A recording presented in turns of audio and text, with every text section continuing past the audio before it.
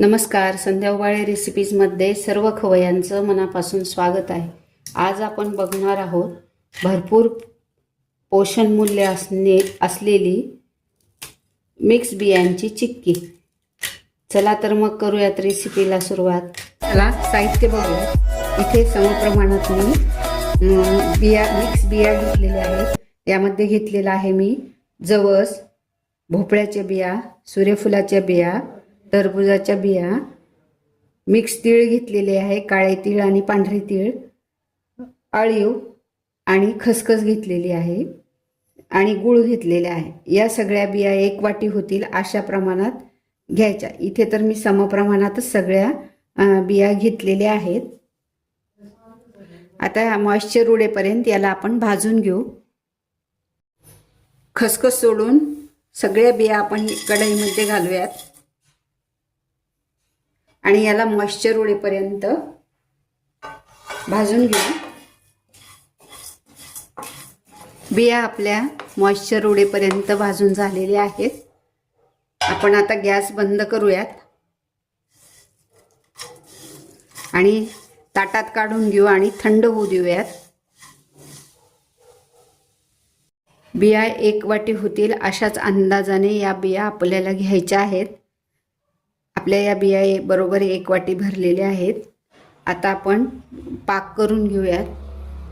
कढईमध्ये आपण ज्या वाटीने बिया घेतल्या त्याच वाटीने आपल्याला इथे गूळ घालायचा आहे. एक वाटी गूळ घालायचा आहे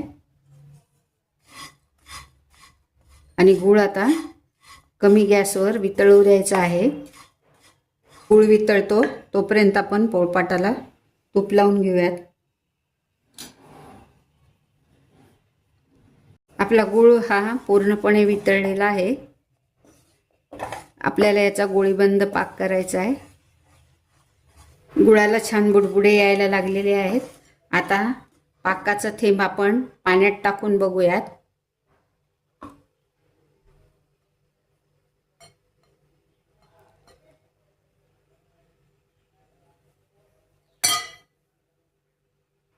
असं ओढून बघायचंय.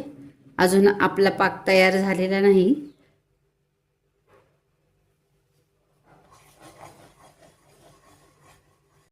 परत बघूयात.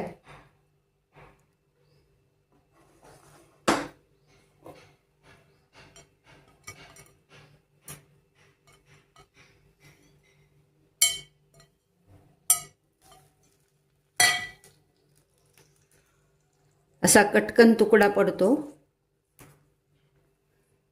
आपला पाक झाला असं समजायचंय.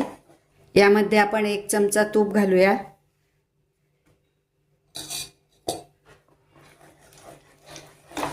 तुम्ही या स्टेजला आल्यावर बेकिंग सोडाही, चिमूटभर बेकिंग सोडाही यामध्ये घालू शकता.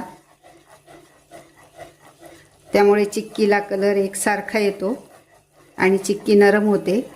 या मिक्स बिया टाकायच्या, खसखस टाकायची. खसखस आपण कच्चीच ठेवलेली होती.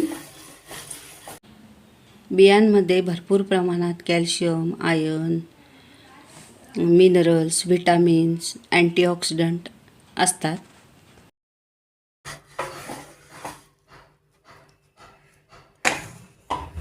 छान गोळा बनलेला आहे.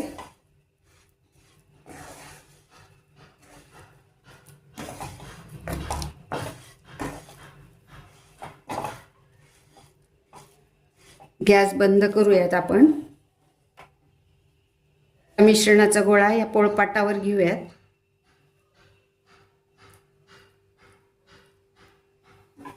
अर्धा आपण घेतलेला आहे आणि आता चिक्की लाटून घेऊ किंवा तुम्ही या बटर पेपरवरही लाटू शकता.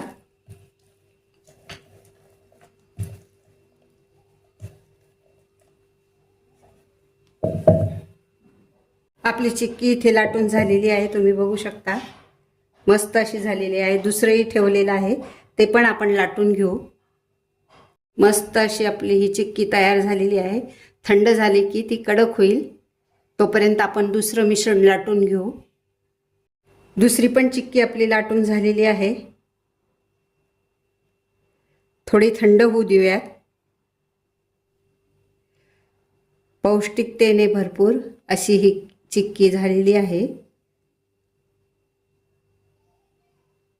चला तर मग मैत्रिणींनो, चिक्कीची रेसिपी आवडली असेल तर प्लीज लाईक करा, कमेंट करा आणि चॅनल अजून सबस्क्राईब केलं नसेल तर चॅनल सबस्क्राईब करा.